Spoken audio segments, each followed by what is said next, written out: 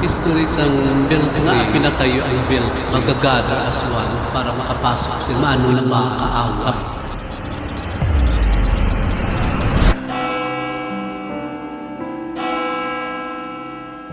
Ang Haro Belfry o kilala rin bilang Campanaryo de Haro ay tagabantay ng panahon at tagapaghatid ng balita. Ito ang tinig na tumatawag sa mga tao para sa misa. Pinatayo ang belfry dahil mapakikinabangan sa ng ibang tao sa mga darating na mga henerasyon. Dahil ang belfry nagsasimbolo ito ng niyang pagkakaisa ng mga tao, especially sa simbahan. Ang Campanaryo de Haro na itinayo noong 1744 ay yari sa mga bloke ng ladrilyo at limestone. May taas itong 29 metro at 3 palapag na bumabalot sa kasaysayan ng bayan.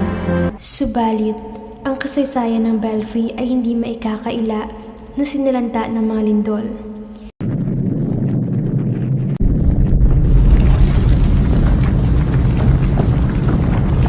Noong Enero 25, 1948, ang lindol na tinawag na Lady Kaykay ay halos giniba ang buong rehiyon ng Panay, kabilang na ang Haro Belfry.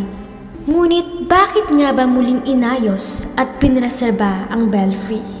Gipreserve dahil noong 1948, di ba, na lindol yan, nawasak ang belfry, kaya kinuha ng Department of Tourism, kasi ruin na siya, sira na.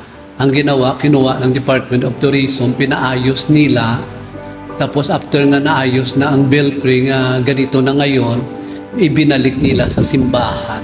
Habang tumatagal ang turismo dito sa Haro, masyado nang nanon ang National Shrine, kaya Luzon, Mindanao, Visayas, ng mga karatig lugar, naga-pilgrim sila dito. Marami sila na pumupunta dito para lang kapunta sa ganitong lugar. Not only lang here in the Philippines, but sa ibang bansa din. Ang Haro Belfry ay isa sa mga bihirang kampanaryo na hiwalay sa simbahan na pinaglilingkuran nito. Orihinal na disenyo ito na may 4 na estatwa sa bawat sulok na sumisimbolo sa fortitude, justice, prudence, at temperance. Ngayon, mayroon ng bagong carillon bells ang Belfry na kayang tumugtog ng mahigit 100 kanta. Isang natatanging musika mula sa mga kampana. Sila ang nagasto ng pagpatayo ulit ng belfry nga kanina umakyat kayo, no? Sila ang nagasto hanggat nga matapos ang belfry dahil alam nila nga importante ito sa mga darating na mga henerasyon, no? Nga makikita nila nung unang panahon pa pala ito ang belfry noong panahon pa pala ito ng mga Spanish.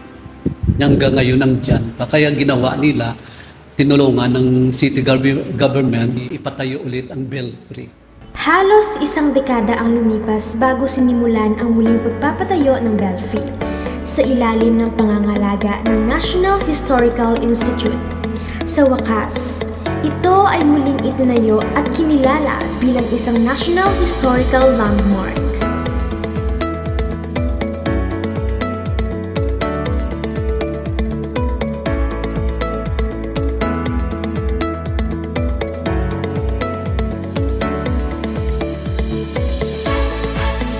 Bilang pasasalamat sa kooperasyon sa amin ni Sir Anton, kami ay naghanda ng sertipiko ng pagkilala at kaunting pamasko. Mabuhay ang Republikang Pilipino!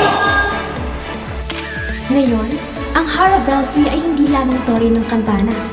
Isa itong tagapagpaalala ng kahapon, isang monumento ng katatagan, at isang patunay na kahit ilang lindol ang dumaan, ang kasaysayan ay manatiling nakatindig.